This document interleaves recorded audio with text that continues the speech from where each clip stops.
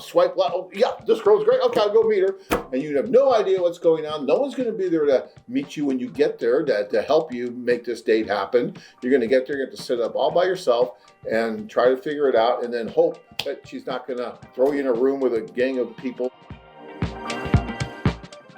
I'm sure many of you may have seen in the news about some of the issues that people that have been using the dating apps and the Tinders of the world, those kind of sites, have been running into in Colombia. And unfortunately, there's been several deaths in that area. And it's not just Colombia. I'm sure there's other countries as well, but they're focusing on Colombia. And, as always, the media is a little bit slow to the party because we've been talking about this now for quite some time. A year and a half ago or so, there was a gentleman that very same thing happened, where he went over, used an app and was lured somewhere and then drugged, and then unfortunately it's too much of the drug and died. And the sad thing about these apps is that no one really knows who that person is. Anyone can join these apps. It's not difficult to do.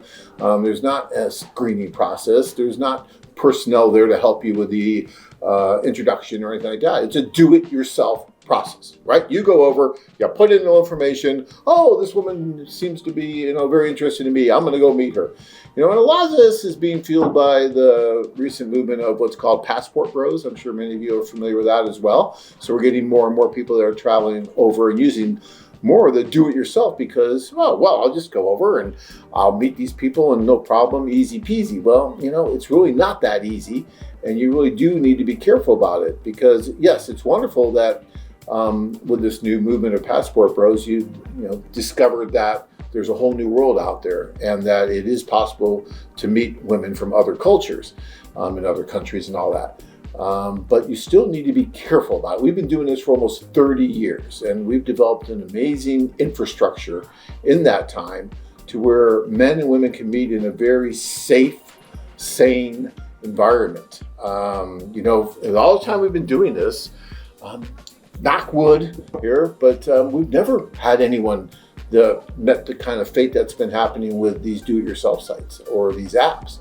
And one of the reasons for that is that when the women join our service, they are going through a process with our offices. They are interfacing with our staff, meeting our staff. Our staff is getting to know them. We're getting government IDs.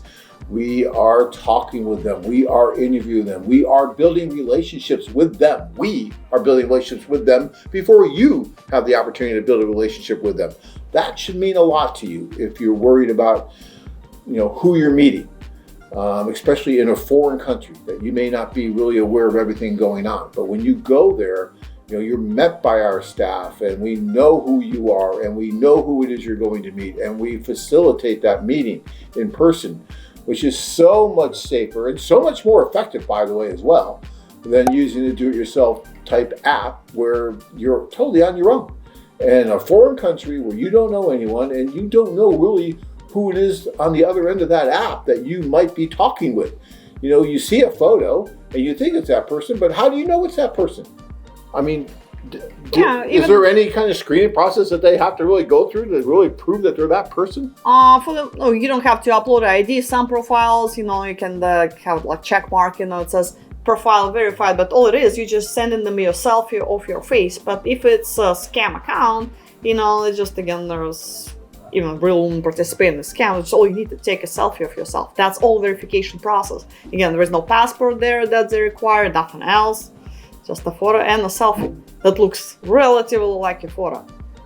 Yeah, and so guys, you go over, you think, even if you've had maybe some kind of a correspondence or something going back and forth with this person, quote unquote, when you go to meet, you really don't know who it is you're meeting. It could be anyone, or this person could be involved with a criminal syndicate that's working to lure people like you to a country and then take advantage of you. Best case scenario is that they just rob you. Worst case scenario is that they kill you.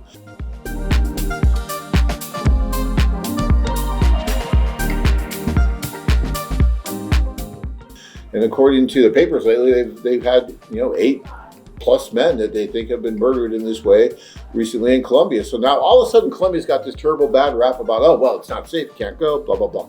Well, it is safe if you do it the right way. right? There are safer ways to go about doing it. Look, anything can happen anywhere, even on our site. It's possible that anything can possibly happen. But the probabilities of something happening to you in this vein on our site are so much lower than on a do-it-yourself app, given all of the reasons I just stated. The fact that, we follow government regulations. We follow the IMBRA laws, which is the International Marriage Broker Regulation Act, which we are obliged to follow. Do-it-yourself apps have really, when that law was passed, they had great lobbyists that they were able to exclude themselves from that. So although they are assisting in introducing men and women from foreign countries, they are not required to do the things that we are required to do to help protect the women, and actually, as an extension of that, you in the process of meeting.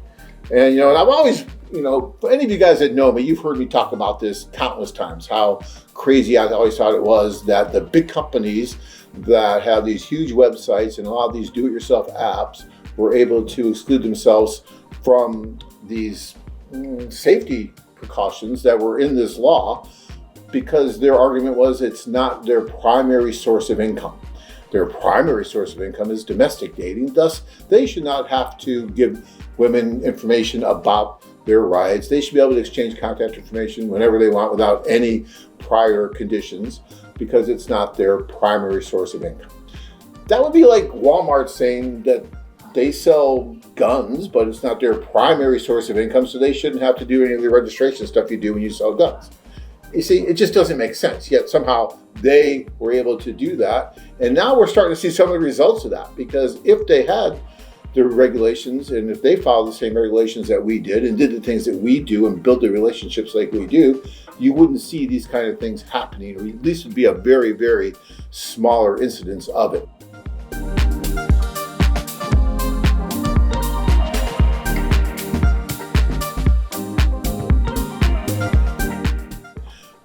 And so, I just wanted to come on tonight and talk about that a little bit, because it's so important to me that you understand the difference between a do-it-yourself app where you put in something and swipe left. Oh, yeah, this girl's great. Okay, I'll go meet her. And you have no idea what's going on. No one's going to be there to meet you when you get there to help you make this date happen. You're going to get there, you have to set up all by yourself and try to figure it out, and then hope that she's not going to throw you in a room with a gang of people and hold you for ransom and whatever. It's terrible. These are tragedies that are happening, and they're avoidable.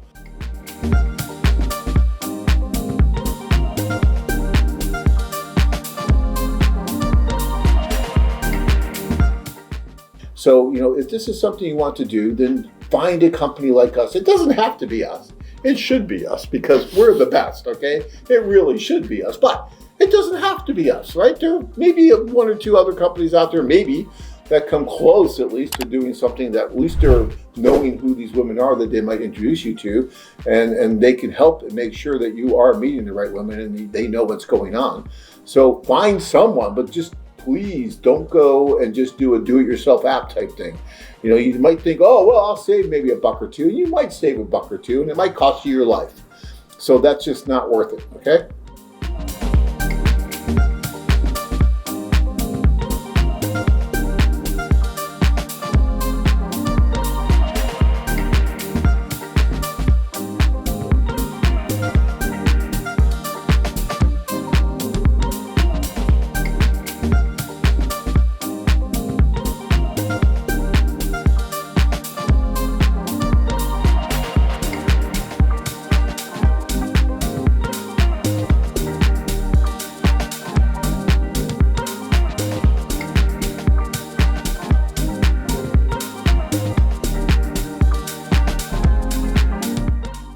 Travel to exciting places and meet hundreds of stunning single women. Join men from all over the world as they take a trip and find their future brides.